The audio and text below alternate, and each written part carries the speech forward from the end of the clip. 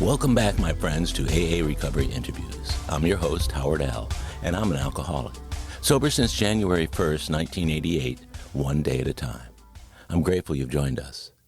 AA Recovery Interviews is the podcast where Alcoholics Anonymous members from around the world share their timeless and extraordinary stories of experience, strength, and hope.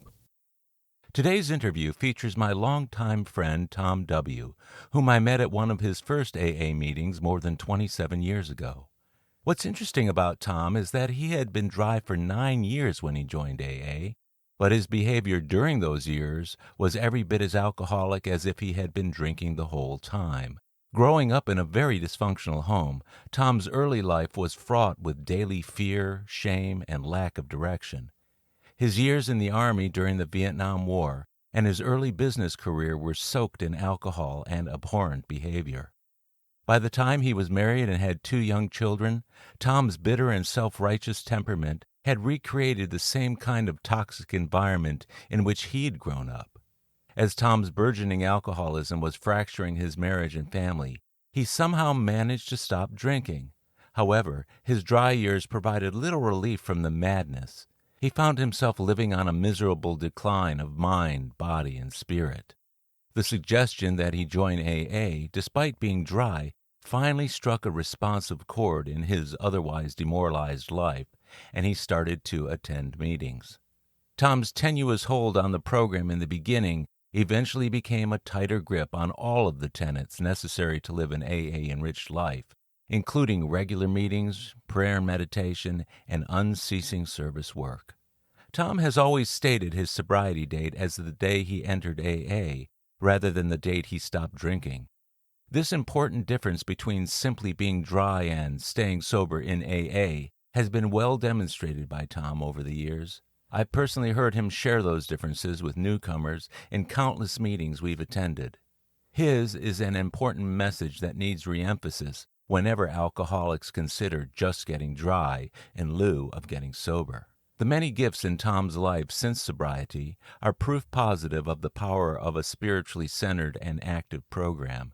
As you listen to his story on today's AA Recovery Interviews podcast, I believe you'll be moved to truly appreciate what a life of sobriety looks like compared to a life of just staying dry. So please relax and enjoy the next hour of AA Recovery Interviews with my dear friend and AA brother, Tom W. Hi, I'm Tom, alcoholic. Hi, Tom. Thanks for being on AA Recovery Interviews podcast. And I'm so glad that you could do this today. It means a lot to me. You and I have been friends for a long, long time. I'm honored, Howard. You were one of the guys when I showed up. Yeah, that goes back a long way. So you and I have been going to a lot of the same meetings for a lot of years. So we've had the opportunity to get to hear each other share. We've also been involved in some other things, some men's groups. Yep. Now, when you came in, I remember you identified as being new to AA, but you had been sober like 9 years or something like that? Well, Or not sober, let's say dry. yeah, I was dry for almost 10 years. What was that like? Well, what I say now is a lot of people come here, alcohol broke them. Mm-hmm. The isms are what broke me. And I don't use any of that dry period in my years. I don't count that as sober. You know, a lot of people say, oh, you should or you can't. Yeah. It's just anybody that's gone through that, it's a miserable, miserable way to live. Yeah. And interesting, I had a guy came on our Zoom meeting, 42 years of being dry. I was speechless. I can't even comprehend how someone never been to AA. I mean, you could, when you started to talk, Sure. you could tell. A friend of mine calls that, and I've started to use the term sobriety. So the getting drunk part before you got dry and then 10 years later went into AA, what was it like in your family of origin, your family where you grew up, that might have predicted that you would eventually become an alcoholic? Well, it was a very dysfunctional family. In what ways? Well, I didn't realize it till much later on, but my mother, if you can imagine that, in 1931, married an alcoholic. She was 19 years old. Mm-hmm. There was abuse, abandonment. They had a child. And one day, I think it was an afternoon or something, she was having a group of friends in. They were partying a little bit. Mm-hmm. And she heard the baby fussing in the room. She said, go in a few minutes. And, well, when she went in, the baby was dead.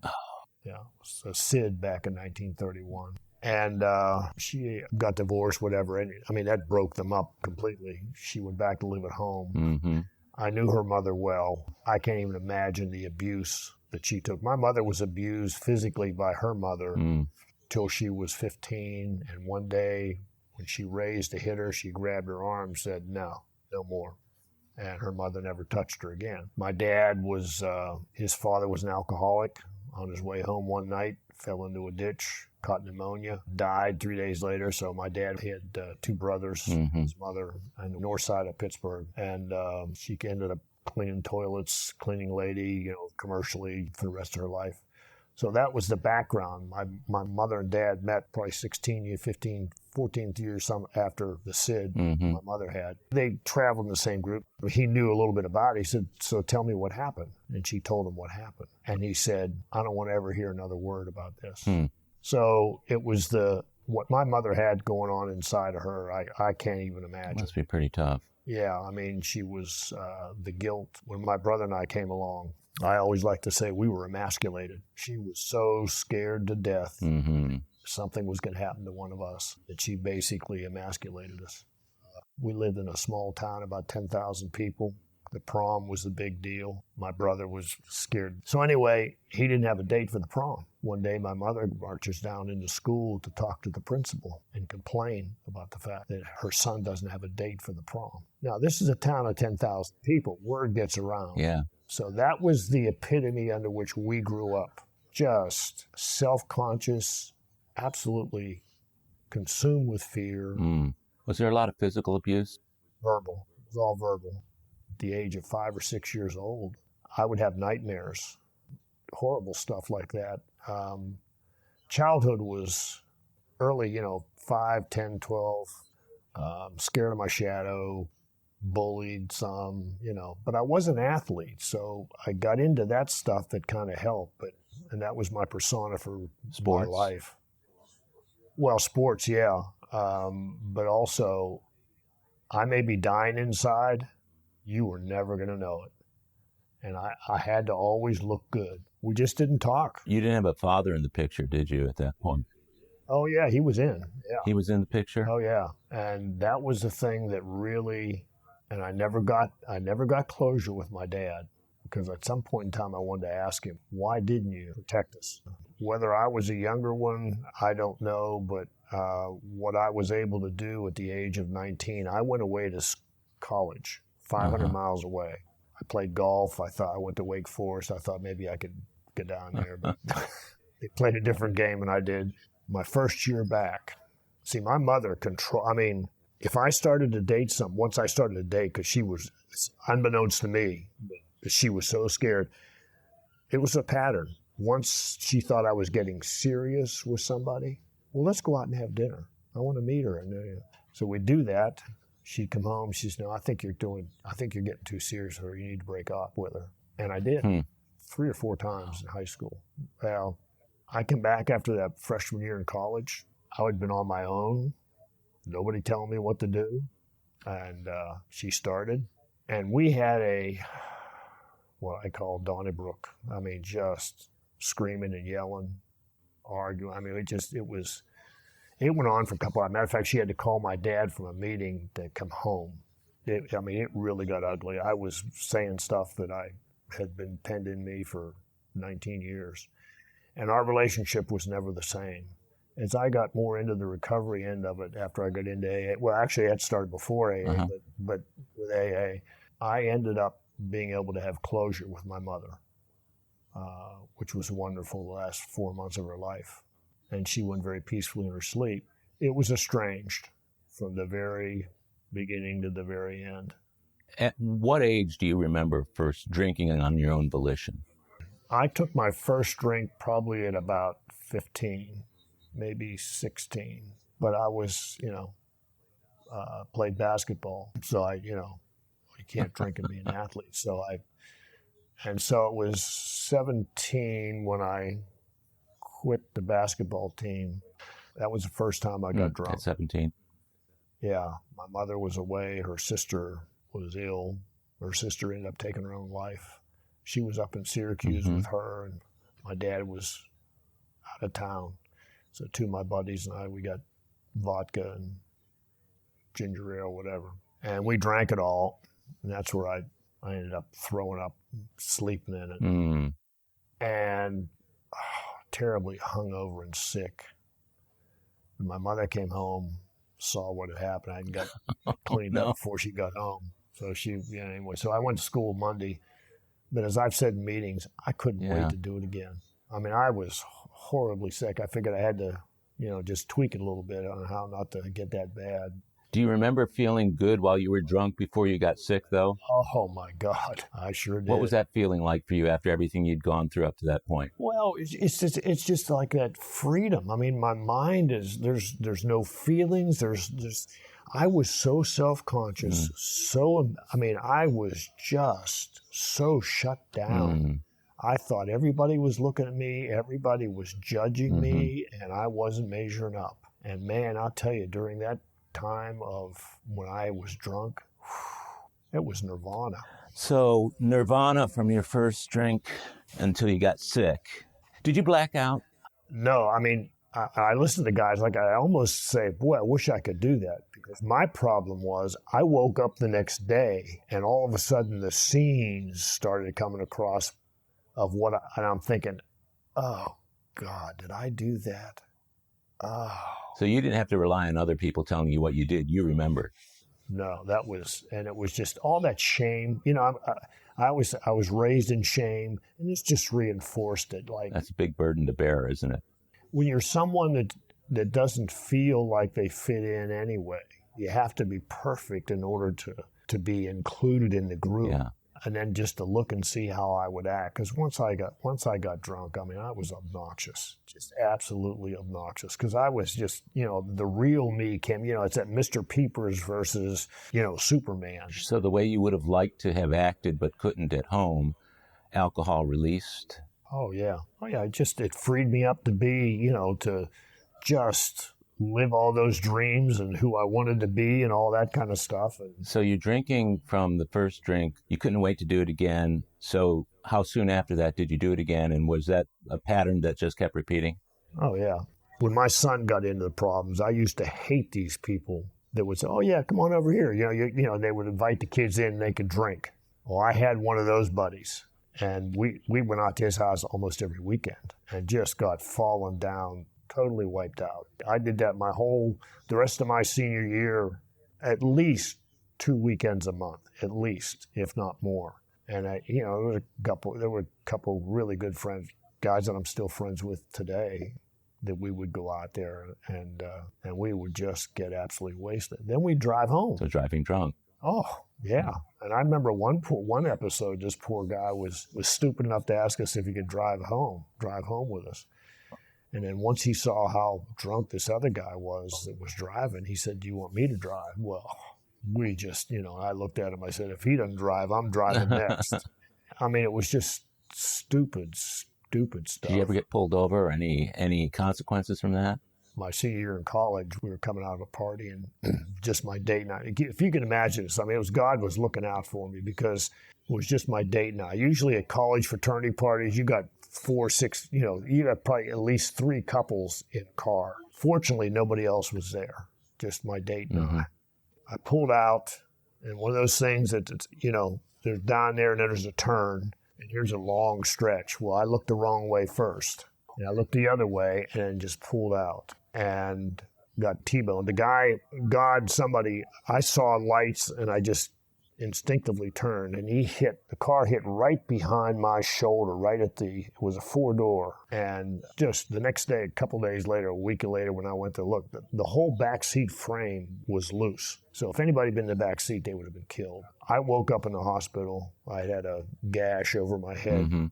Took 18 stitches to get that. Girlfriend, the girl I was dating at that time, she wasn't hurt? No. So I wake up, they just thrown a cloth over my face. The first thing I remember from the accident was at the hospital. I was laying on a table and had a washcloth over my face. Somebody pulls a washcloth off, it's 2 cops. Oh my gosh. And they said, were you drinking tonight? I said, yeah.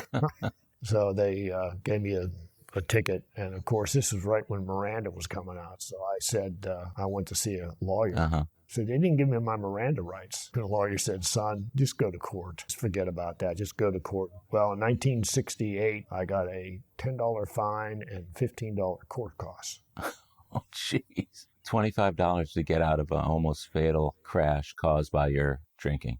Yeah, I think my car was totaled. I don't know about the other guys, but I think he was speeding. That was the thing I was trying to call out. Hey, he was going too fast. It was a 35-mile-an-hour zone. And when you see what my car looked like, when I saw it, there's no way the guy was going 30. He had to be going 50, 55 miles an hour. The other incident that I had, I was at a Christmas party with a girl and her family. Mm-hmm. And I got so drunk. I mean, I don't know how I stood up, but I stood up and I was driving home. This is Latrobe, Western Pennsylvania, in the winter. It was probably about 10 degrees, 20 degrees. Well, I finally get in the car. I put my seatbelt on.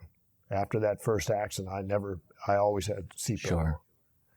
Well, on the way home, and if you know from the north, you think you've shut the door, but it's frozen. Yeah. And on the way home, I had this turn to the right. And the next thing I know, the door's wide open and I'm hanging out of the car.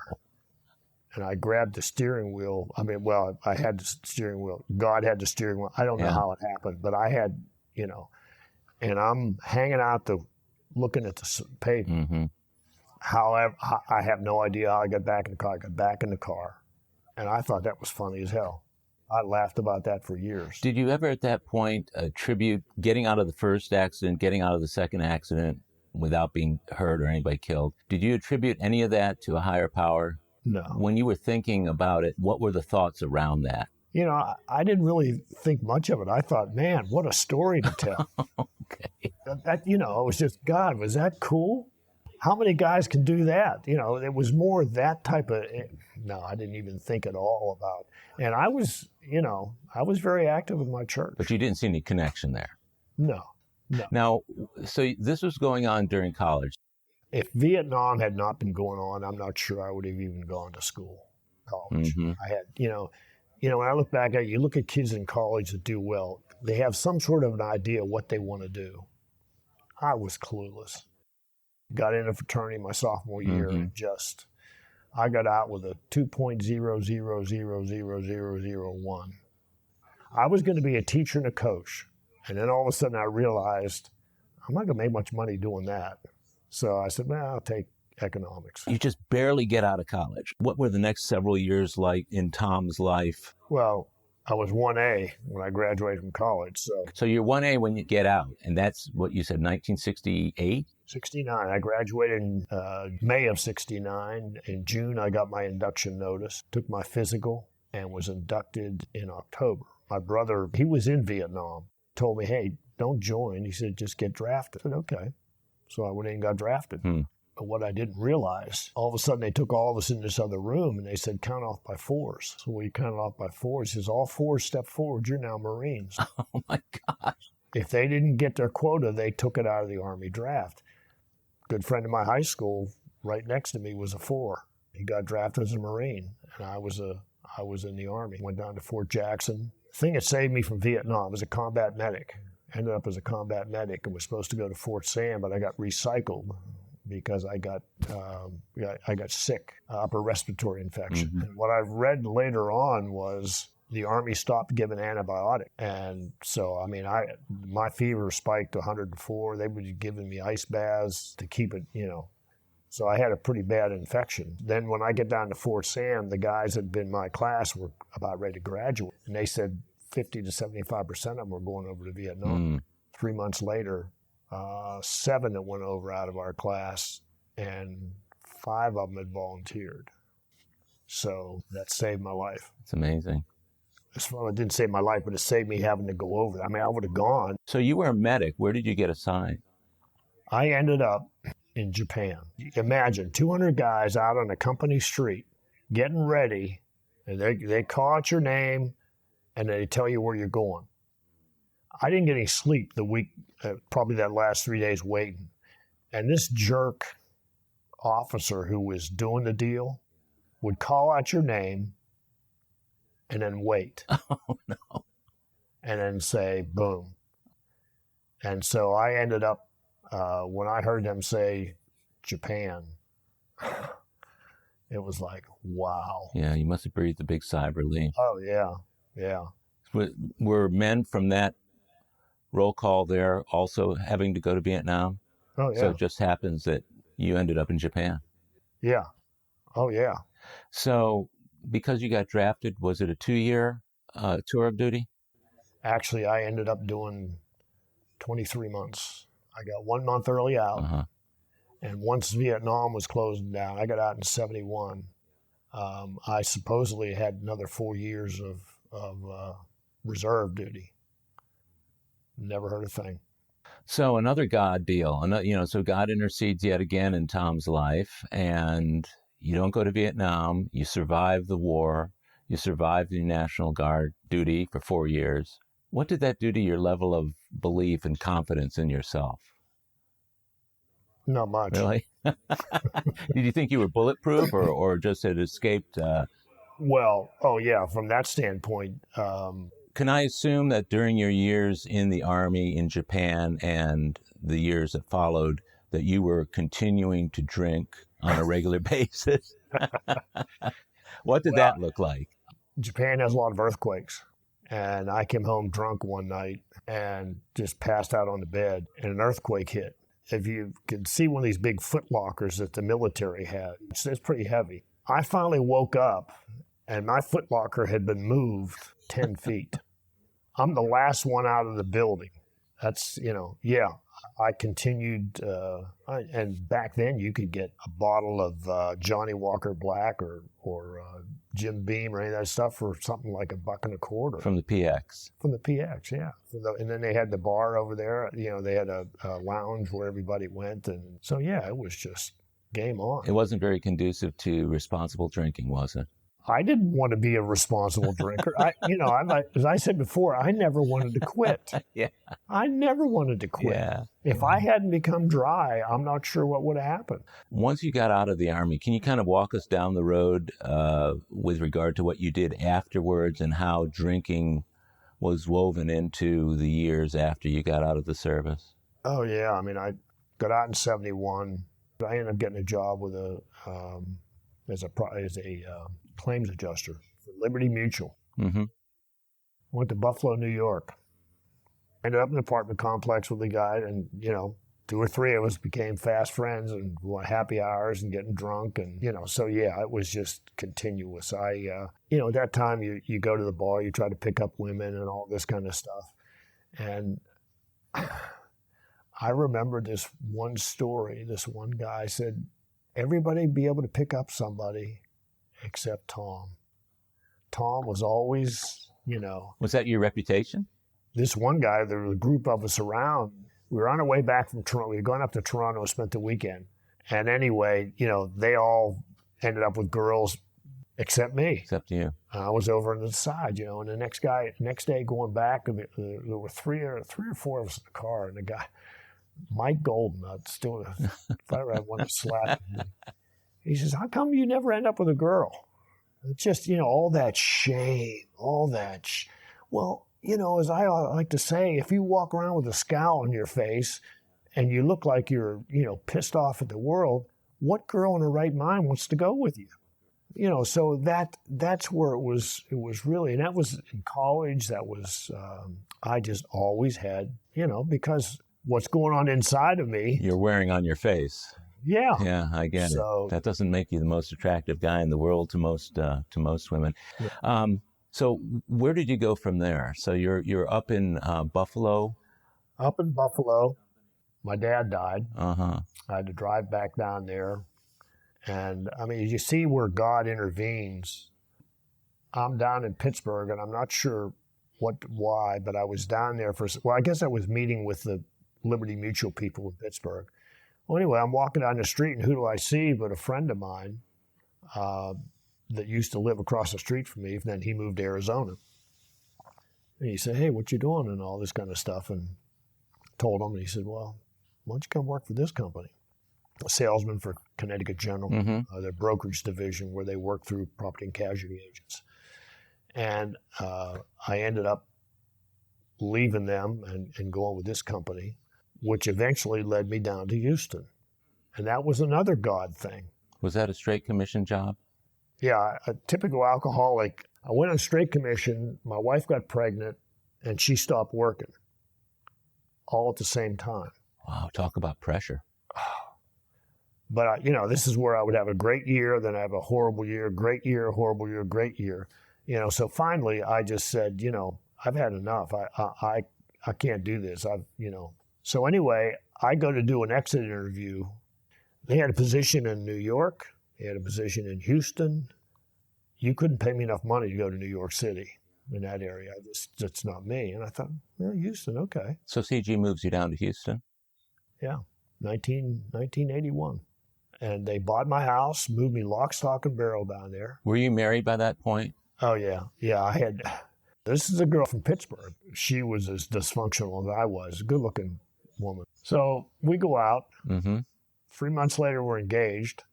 9 months later, we get married. If I hadn't married her, I'd have married somebody else just like her. Yeah, we marry the people that were like... That can help, but they can help us heal. We heal by trying to work out our problems through them. Yeah, that's who I was going to attract into my life. I'm not going to attract a normal person because I'm not normal. We both married our mothers, but she didn't see it that way. So what was the marriage like from the time after you guys got married until you got divorced? It was ugly. From the start? From the engagement. I remember when I was moving from Latrobe to Pittsburgh, I was dating her then. They had moved all this stuff and had and she's tired and I'm tired. Well, I want to go in and have sex before I take her back home. And she didn't want to. And I got all pissed, So we had all this projection because it was our mothers. It was, controlling. She and I could never get past the need to control. We could never get to the compromise position. So two people trying to control each other at the same time. Two alpha female, alpha male. We were just, and so we undermined each other. We went, it was my oldest boy when he was 19, 20, came up to me one day and said, "Are you two going to stay together once we get out of the house? Does that tell you all?" We wouldn't agree that the sun was out. So how long were you married to her?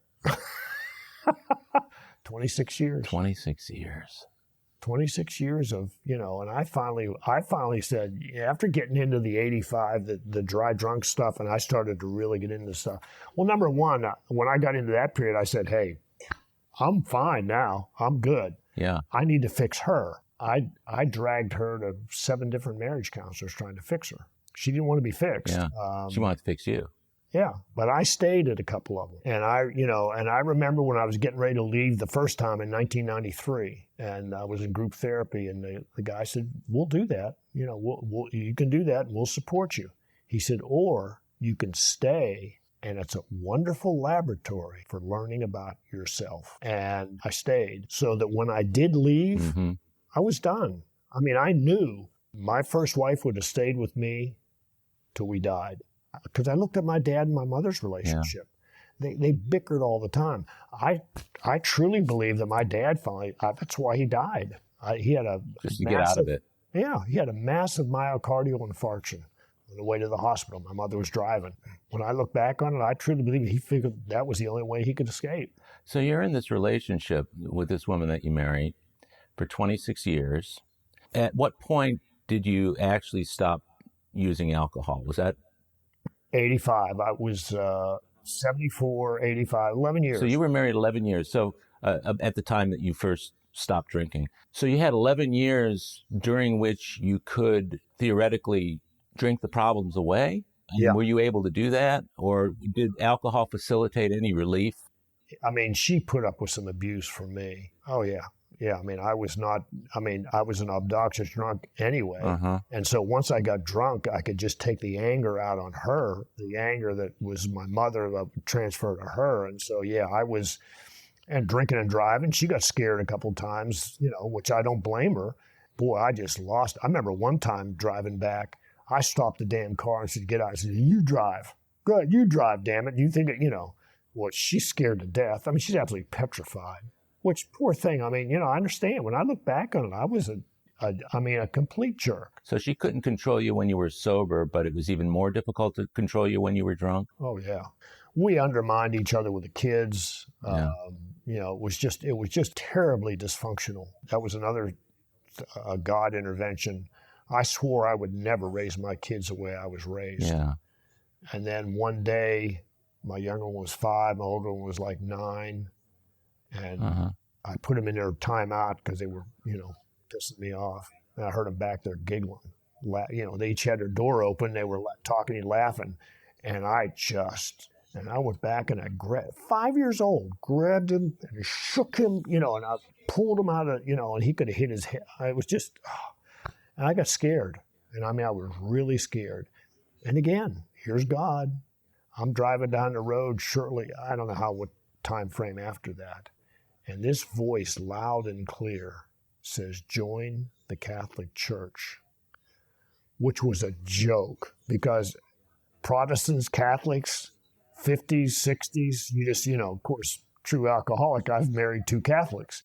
So anyway, for whatever reason, I followed the instructions.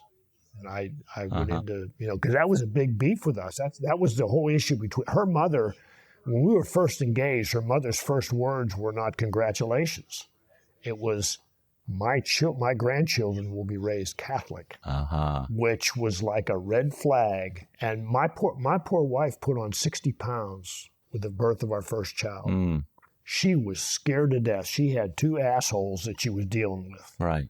Her mother and me. Yeah. And we were just, and there's no wonder. I mean, my oldest son, the birth, she was preeclamptic, emergency surgery, get him out.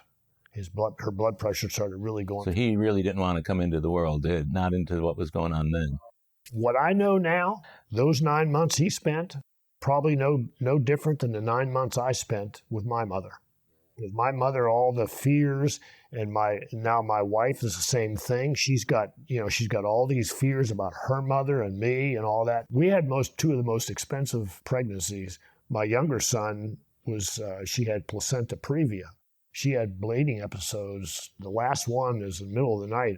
I go over to my neighbors and throw the older kid to him and rush her to the hospital. I looked at her and I said, I'm not taking her home. That's it. So, you see the turmoil that body, mind, and spirit, it's all related. That these kids, Mark was, we spent 3 days because he was premature.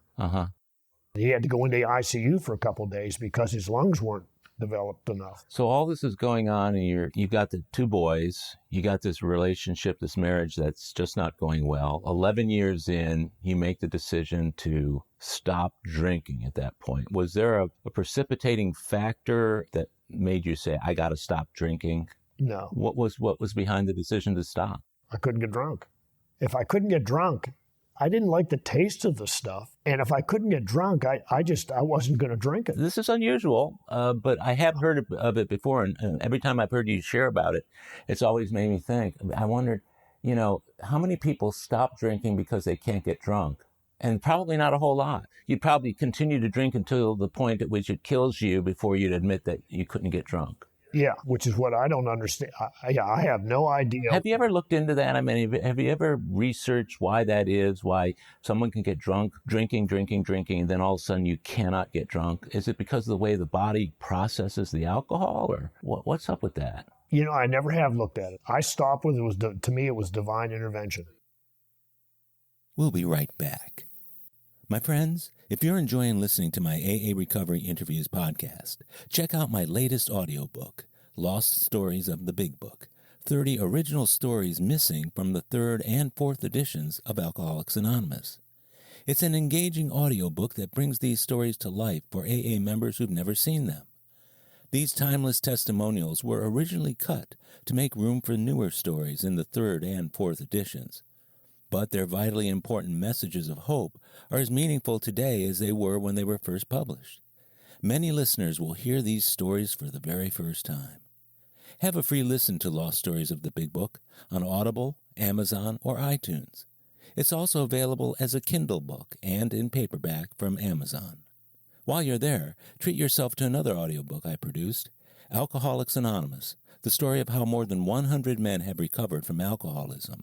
This is the word-for-word, cover-to-cover reading of the first printing of the first edition of the Big Book, published in 1939.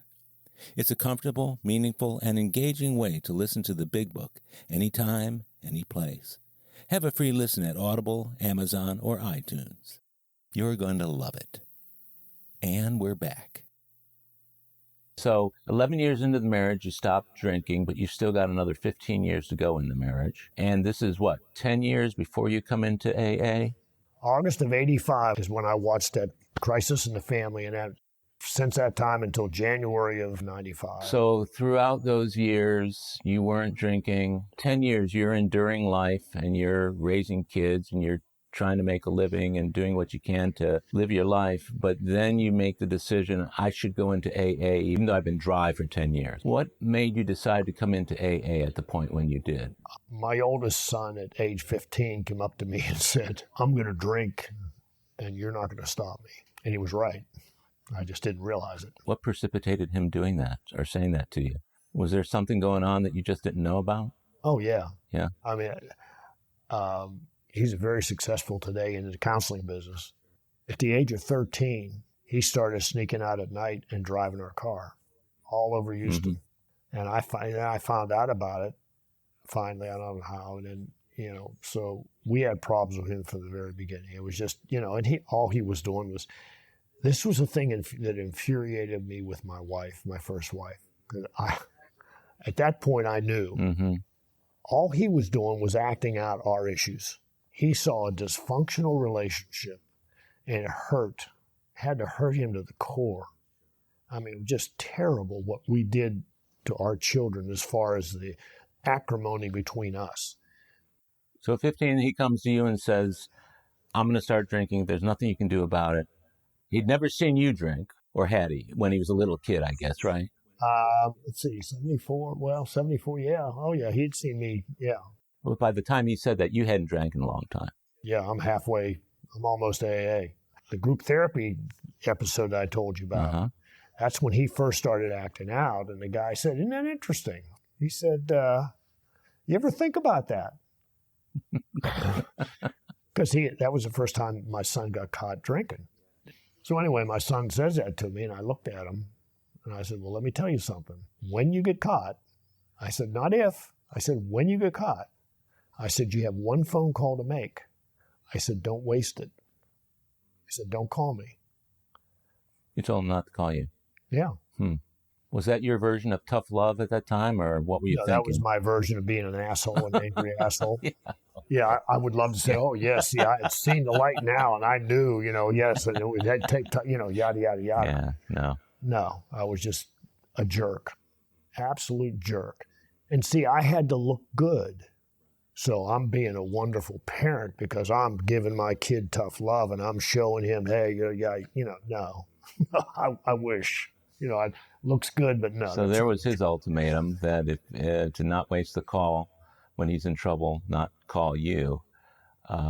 What happened as a result of all that? Rodeo. The cop calls me. So I got your son here. And I said, take him to jail. He said, he told me you'd tell me that. I said, take him to jail. I said, the only way he's going to learn, 3 o'clock in the morning, he knocks on the door. He brings the kid home. And I'm pissed off. So what are you doing? So anyway, this goes on. You see how God intervenes all the way along. 92, just as this is starting to heat up with him, a group of us, the parents that have kids that don't want to be, don't want to see this going on. We're going to stamp out drinking in the west side of Houston. We're going to get a parents group together, and I organized 2 meetings with, civil authorities, police. God intervened and sent an angel in that group, who herself was a counselor, but also a recovering alcoholic. She was at that first meeting. And so I was announcing all these things we were going to do. So a few days before the first big meeting with the police, well, my son gets caught at a football game doing things you don't do. And this time, take him down to Macau on the south side. And By this time, the counselor's involved with us, and we call her up. She said, well, check and make sure he'll be safe. And he said, yes. And he said, okay, go ahead. There was another episode before the next meeting. God has a wonderful sense of humor. He will take everything away. Everything. Yeah, that stands in the way.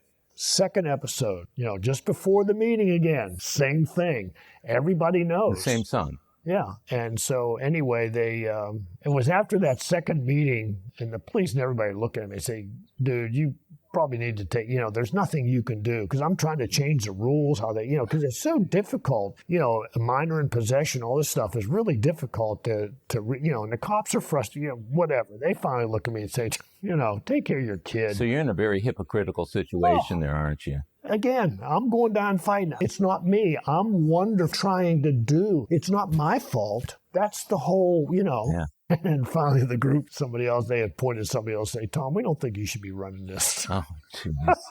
That was the last. That was it. That was it. I was the shame of all these people look at me. I'm not measured. Oh my God, And it was about that time, too, that the counselor, we've been working with this counselor for 2-3 years. She looked at me one day and said, dude, you need to be in AA. I said, what are you talking about? He's the one that drinks. I don't drink anymore. She said, you need to be in AA. So I go there, and first meeting, 50 people looking at me. I said, oh, yeah, okay, I'll go up and get a desire chip. Third meeting, and Bob B., I think he was chair, and guy with about 90 days had gone back out, and they called on him or something. He was ranting and just starting to cry and rant and rave. I'm getting up to leave. I'm enough of this shit. Guy was telling my story. Same memo. I went back up and got another desire chip, and that's the day I use for my sobriety. So you had enough humility by that point to at least stand up and go get the chip. Humiliation. Okay. Humiliation. I was just so humiliated. I still didn't have a clue what was going on until that third meeting. When I heard that guy, it was like, oh my God. So your bottom was a pit of humiliation. Shame, humiliation. When you got that desire chip, were you at that point ready to be listening in meetings, or were you resistant to the program early on? What were your thoughts as you were sitting in meetings? I was clueless. I had no idea what was going on. I just knew that I was like him, so I probably needed to be here. And I began to listen. I began to listen. Once I got to that point, I said, okay, there's something here. I don't know what it is, but there's something here, and I need to listen. During that period of time, you're listening to people share in meetings. You're sitting there literally with close to 10 years of having not drank. Did that fact kind of inject itself into your thinking about what you were hearing people talk about? A guy, let's say, who has 6 months in sharing, or 3 years, and you're sitting there thinking, I got 10 years. How does this apply to me? No, I didn't think that way. What I thought, my biggest thinking, again, going into the shame and not being included, hearing all these guys drank and they drank and, to the bitter end. And I'm thinking, I haven't been drunk for almost 10 years. How did you get through that frame of mind? Oh, it took many years. Did it? First step meetings, I hated. I wasn't powerless over alcohol, according to that definition.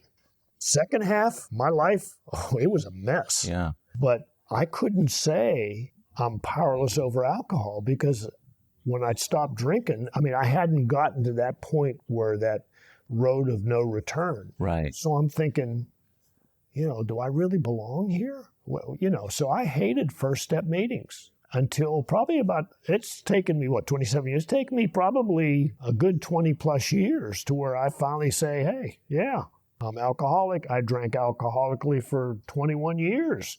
I never wanted to stop. I never wanted to change. So it took a long time for me. It's that shame and guilt and not measuring up my whole life that still muddy the water. So during your time in AA, obviously I've had the opportunity to be your friend for a long time and see how you interact with other people. And I've seen the service work that you've done as a member of AA, particularly when it comes to men or women in the groups that you and I attended frequently, that something would happen and you were always the guy to be the first one to call them when they were in the hospital. You'd always be the guy to pick them up when they couldn't drive to the meeting. To me, that was, really serious service work.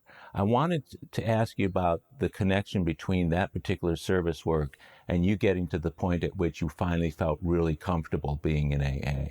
Probably took me 18 months. And I remember it was that Tuesday night meeting. Uh-huh. Somebody brought up the subject of belonging in AA. Mm-hmm. And they called on me, and it was like, holy hell. Yeah, I belong. I feel this is my home. So it was 18 months. So even though you were feeling that little bit of a disconnect because that you, over the powerlessness part of the first step, you were still able to embrace the program. Yeah, that I belonged. I was a drunk. It's all that comparison. I knew I belonged. Right. But as long as you didn't talk about the first step, and when I was getting ready to do my fourth step, alcohol is but a symptom of the problem. I thought, okay. It's not really alcohol. It's just, that's the solution. But here's the problem. So that fourth step must have been really important when you first did that. How about when you got to the eighth and ninth step? What was it? What was that process like for you? Especially since you hadn't drank for so many years that you had still been impacting other people's lives. The eighth and ninth step, God intervened there. My first sponsor, I think, had the same feeling about. He didn't think wasn't sure I was alcoholic. Anyway, he took me through for a while, and then I finally said, I've had enough of you, and I went to my second one to do my fifth step. And I'm getting ready to do my fifth step, and all of a sudden I remembered something that I had not included in my fourth step. Mm-hmm. That guy down in West Virginia, property and casualty broker, he went behind my back, took a couple of these ideas, and he was an old Aetna field guy, and put the business there. Well, I couldn't go and confront him. He comes to me later, the owner comes to me later and says, hey, look, I've got a guy that I want to make an investment, and he can't take the commission. Can you take the commission and give it to him? Oh, sure, yeah, fine. Yeah, I might have to. Well, I kept the money. Because he told, later when he said, hey, I can't transfer it. Oh, he knew that. I mean, I knew that in the beginning. And that was my way of getting back. Wow. So anyway, that was $800 back in sometime, 78, 79. So that's, all of a sudden when I'm talking to my fifth step, that comes back in my mind. I went, holy shit. We had a trip to Pittsburgh 3 or 4 months later. So what do? Last day, I rent a car, drive down to West Virginia. Well, he's retired, has cancer. Write him a letter, send him a check. Got a letter back from him. God is... Yeah, you've told a lot of those God stories over the years. One of the things I always like to ask is, can you relate to me some of the things that have happened during your period in AA that were pivotal moments or milestones for you? Probably the first one, I was 5 years sober, and I had enough in my marriage. So I said, And so anyway, I left her. To get out of the thing, I gave away most of what we had, which wasn't a whole lot. As dysfunctional as it was. So anyway, was divorced in October of 2000, and this thing called 9/11 hit. By that time, I'm mostly in the investment business, and I was straight commission. So nobody was buying what I was selling. I was living in a little 800 square foot loft condominium. And so 9/11 hit. And so I'm living on credit cards. Back then they were giving you these free cash, right. Transfer and I'm building up. All of a sudden I began to realize every once in a while I get a commission check I never, and all of a sudden when I'm really beginning to hurt for money, credit card comes in, free cash, And so, and then I joined another firm. Things started turning around. And I got sued by a friend of mine was in Al-Anon. Nice guy. We got to be really good friends. And when I look back on it now, he had 3 advisors. And probably when he met with the attorney, he said, look, if we're going to sue one, we're going to sue them all. He gave me a little bit of money just because, he was my friend, things like that. The vast majority of the money was with 2 other advisors. So anyway, So this is a guy who was in Al-Anon. we used to go to the Chapter 9 meeting all the time together. So all these good things happening, you're getting these checks in and everything else. So that's the good thing happening. And right in the midst of that, you get sued. Well, actually, by this time, I've joined another firm, and business starts to pick up. And I get this letter, and it has NASD or something in SEC, and I'm thinking, I almost threw it away. Well, it was a lawsuit. And it was with a company I was no longer with. And I had no errors and omissions. Oh, no. So you had no insurance coverage to cover any lawsuit. I called the company up, and they say, it's your deal, dude. Well, about a month or so later, they called me back because they realized I had the file. I had all the information on this. They had nothing, which was why it was a bogus, Sure. So anyway, they said, okay, we'll represent you, but if we see where you did something wrong, we're done. Mm-hmm. I said, fine. So they answered the suit. And I was going up to man, and George M., who I was friends with, and was very successful in this business, I talked to him about it, showed him the information. He said, Tom, you did nothing wrong here. So that made me feel a bit better. And then their attorney, when he really learned out what the deal was, I'd done as much as you could for this guy. Sure. But anyway, I'd handled it very ethically. Mm-hmm. So after about, every time this attorney calls me, I'm thinking, hang up. And he keeps talking. I'm thinking, cha-ching, cha-ching, just scared to death. And so anyway, after about a year of this, he calls me up one day. He says, you sitting down? I said, no, but I will. And he said, they dropped it. They just dropped it.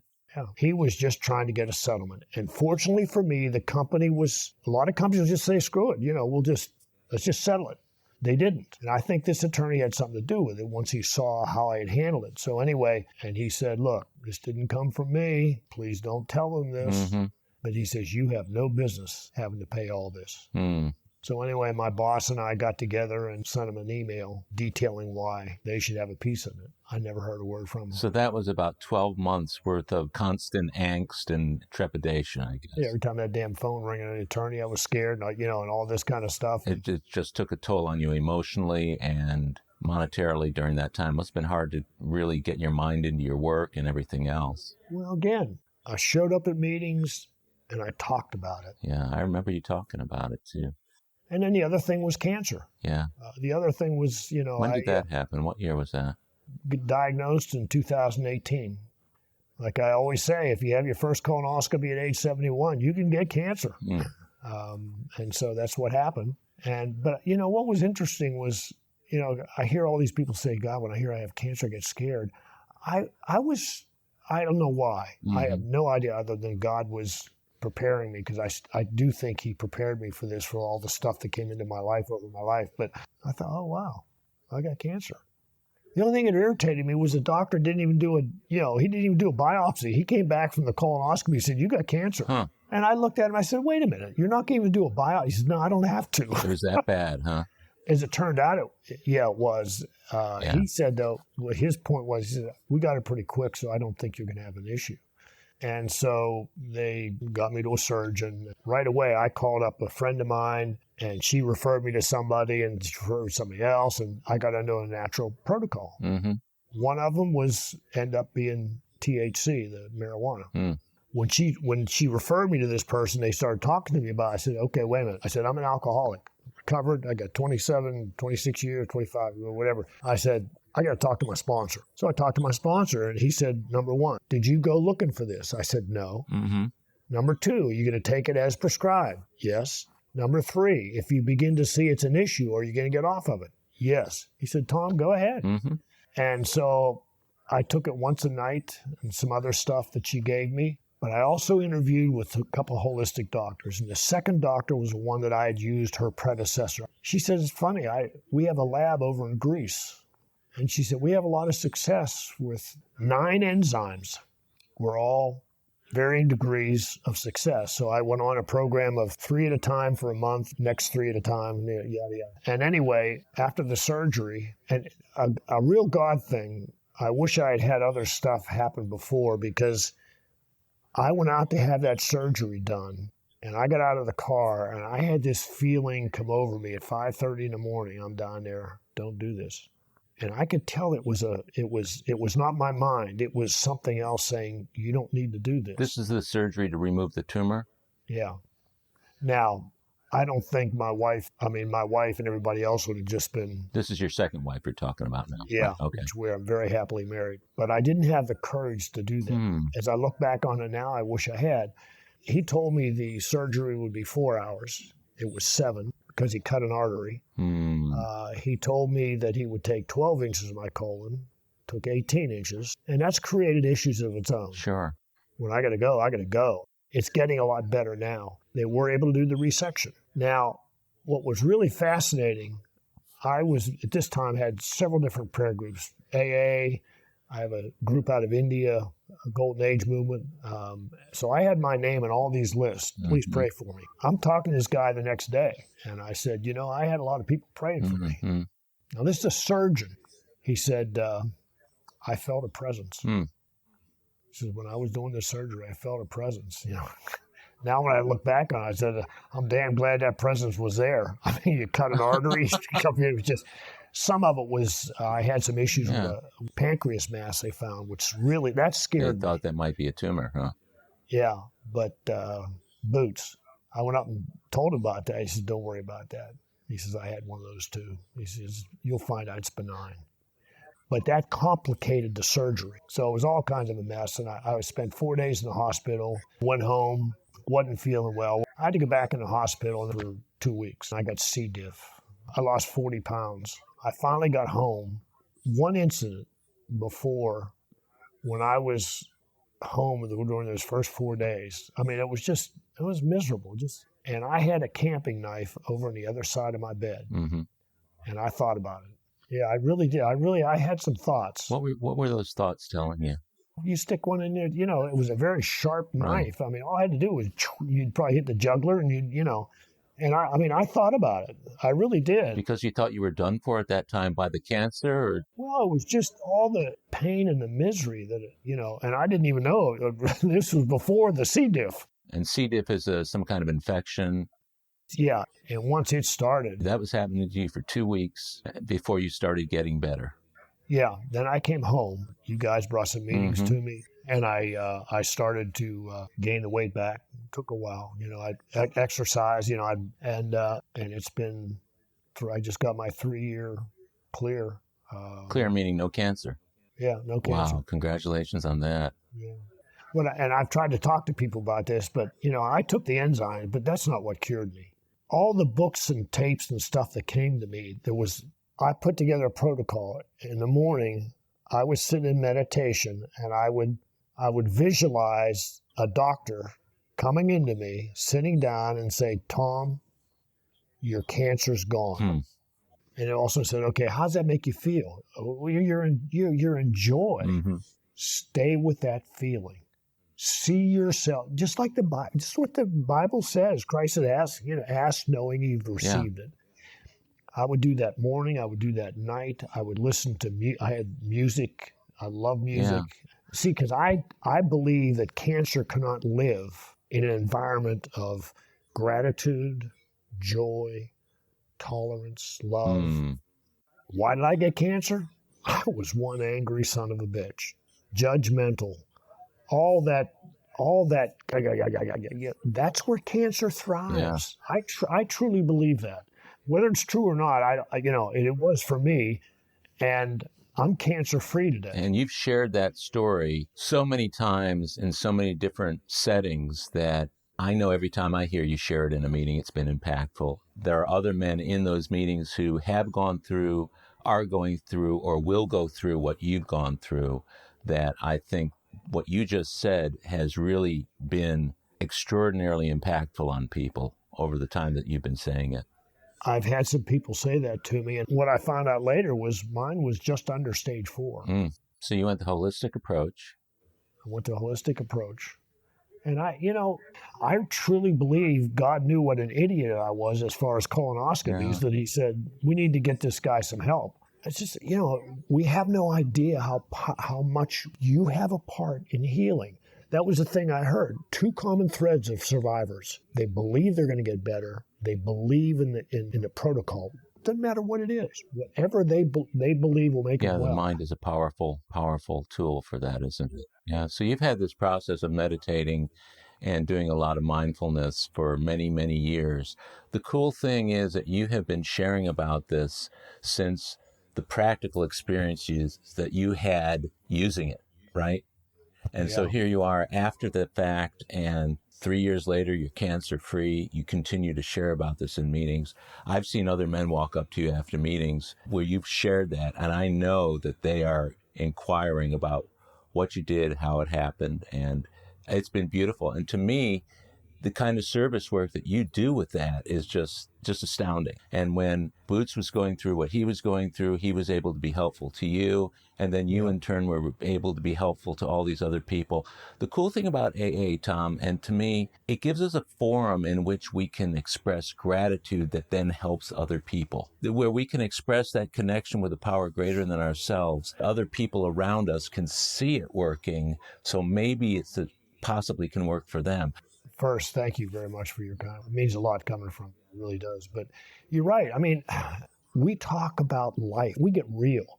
I always use the story of the guy that in the meeting early on that came as a visitor, first-time visitor, and they called on him, and he says, yeah, I just got out of the prison for vehicular homicide. I remember that guy. There's no place. Where else do you say something like that? And I always like to say, try that in a men's Bible study and see what happens. Men have tried, and it hasn't worked very well, has it? No, it doesn't work. And that's nothing against organized religion. They have their part. But we've been to hell. We don't want to go back. And that's what the power of the fellowship, just because of exactly that. There's nothing off limits. Yeah, you're right. And I've noticed that for years and years, and I still see it in every meeting. There's always some little tidbit, sometimes much bigger bits involved in those types of stories that I know affect people in the room. You've been a great example of, sharing the message with other people in a way that does positively affect their lives.